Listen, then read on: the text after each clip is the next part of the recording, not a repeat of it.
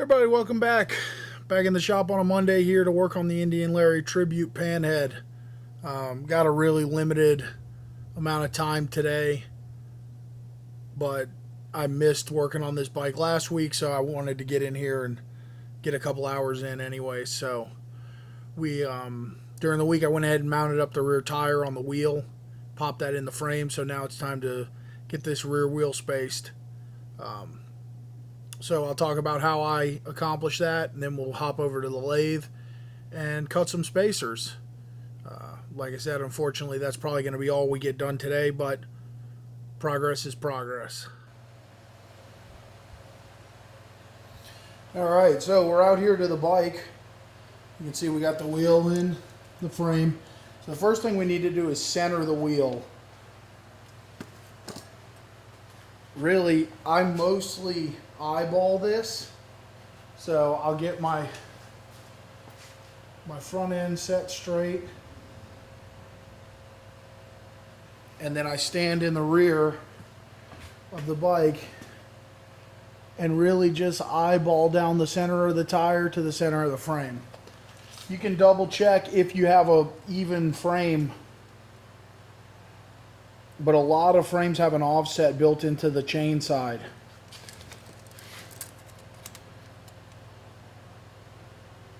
So when you measure, like one side measures 2 1/4 and this side measures 2 3/8.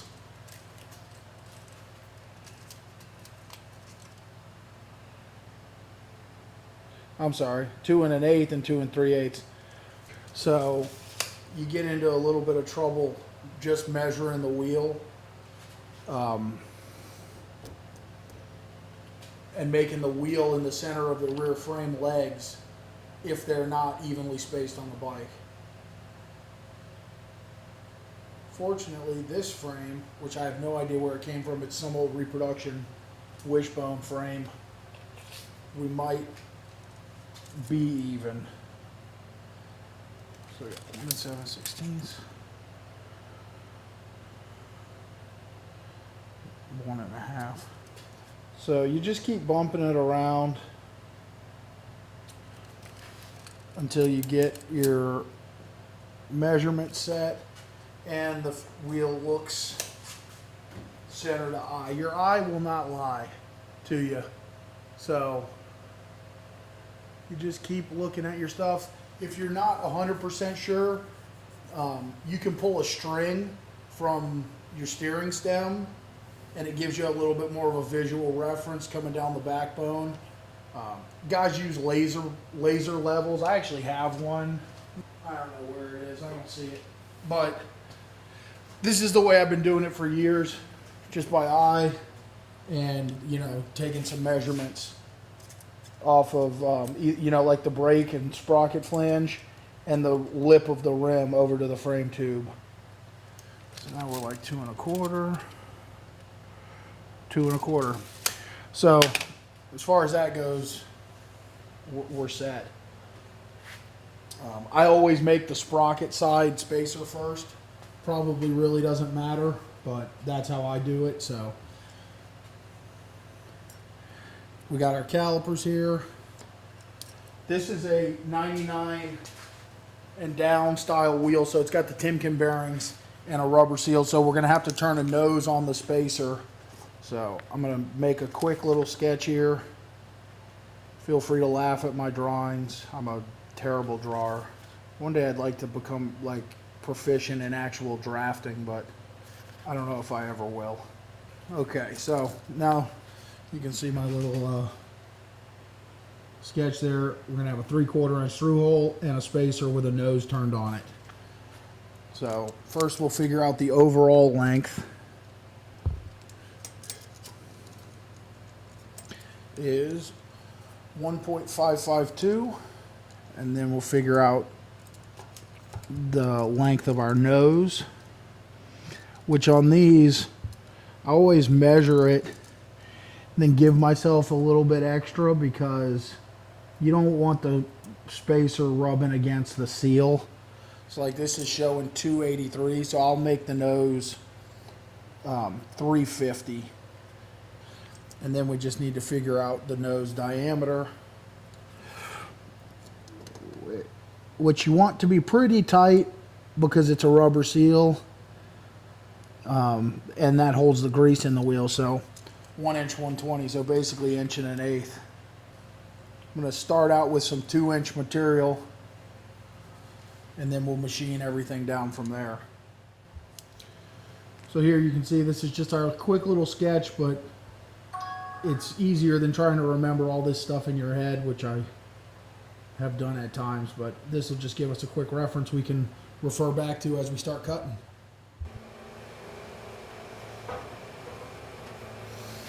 All right, so we're over here at the lathe. We're going to go ahead and get started. Got a piece of 2-inch 60/61. I believe it's 2-inch. I guess I should measure it. Yep, it's 2-inch. So go ahead and get this in the machine.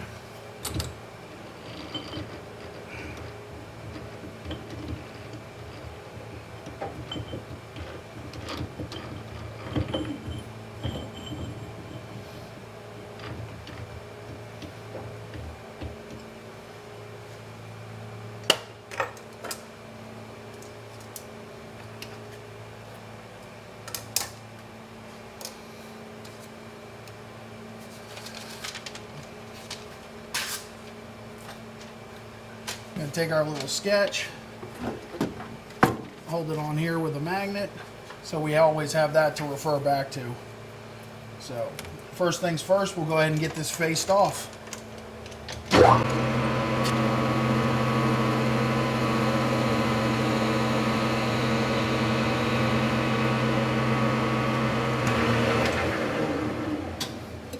Alright, now that we got our nice clean face, we'll go ahead and shoot some layout fluid on here so we can lay out a couple of lines.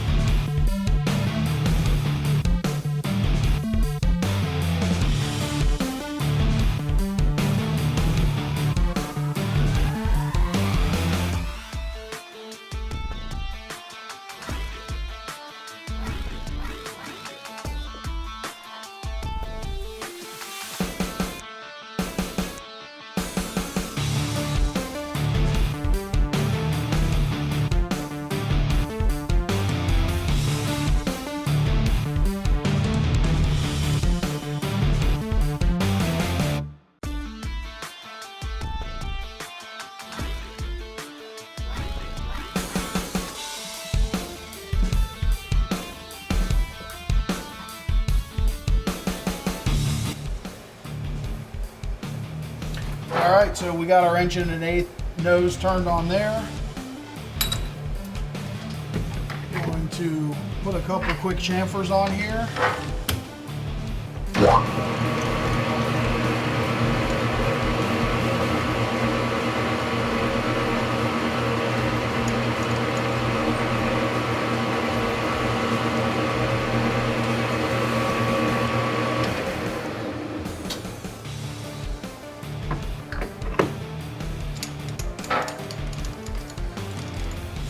Now we're going to go ahead and drill and ream this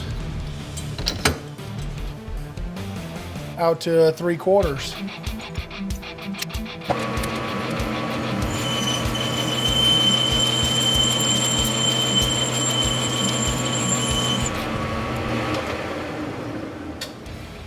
All right, so I'm going to leave the reaming until we get it closer to finished. I'm going to go ahead and part this off now. We'll part it off a little bit long so that we have enough material to face our part off for a precision size.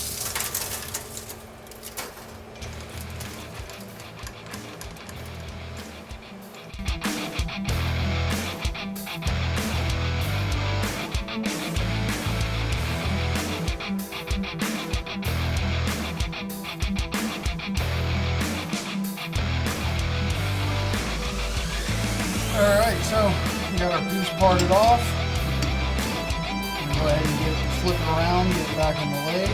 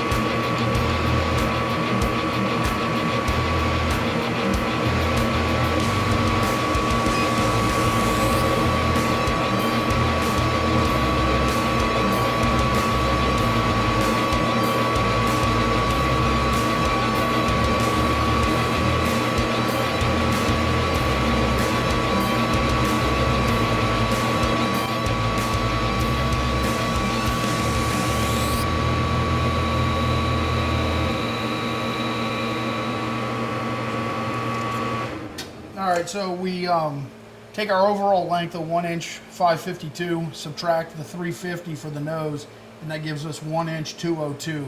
That's the length we got here. And looks like we just need to cut 3/1000ths off.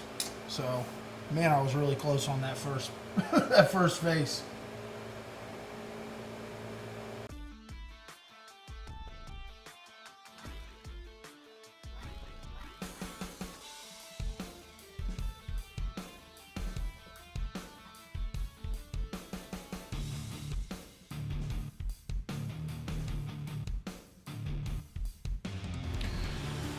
All right, so we got our spacer completely roughed out.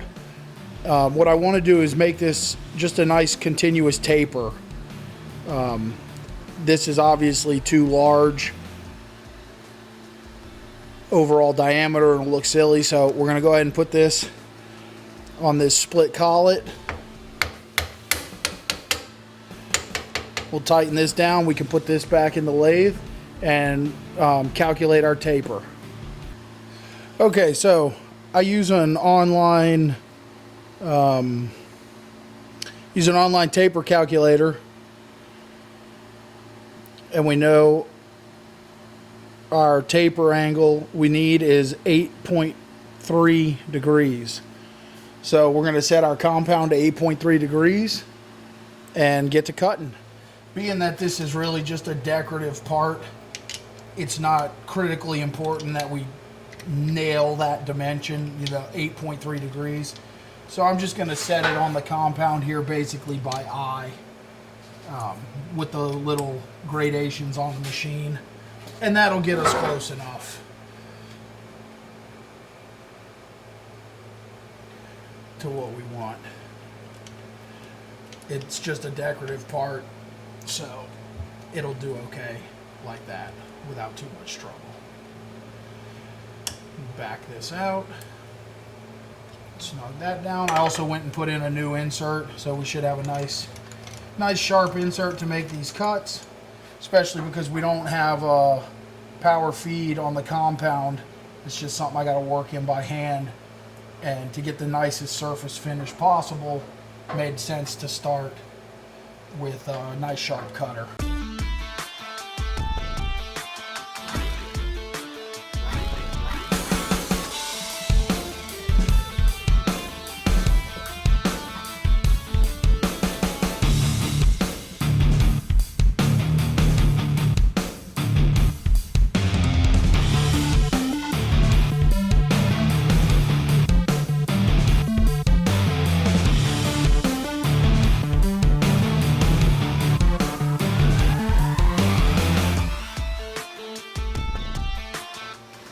Alright, so that's our chain side. Nice 8.3 degree taper. Really slick custom piece that no one will ever notice, but we'll know how much better it is than a cheap piece of tubing cut to length. Alright, so back over at the bike. I'm going to go ahead and get this spacer in.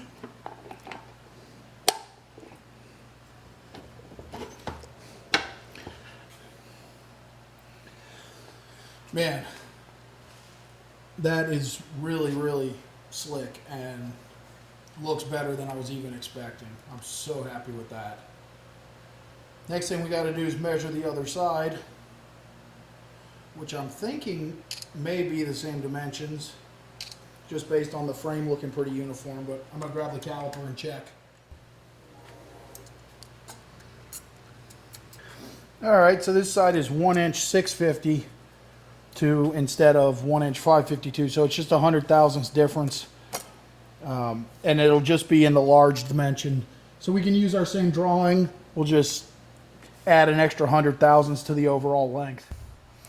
All right, so we got our brake side spacer.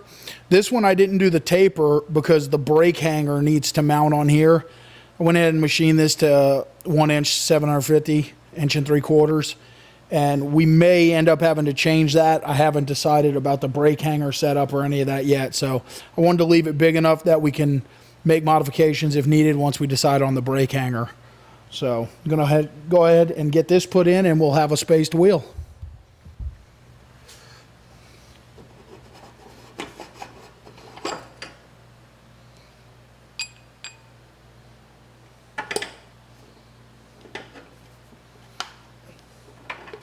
Man, again, just a perfectly clean fit.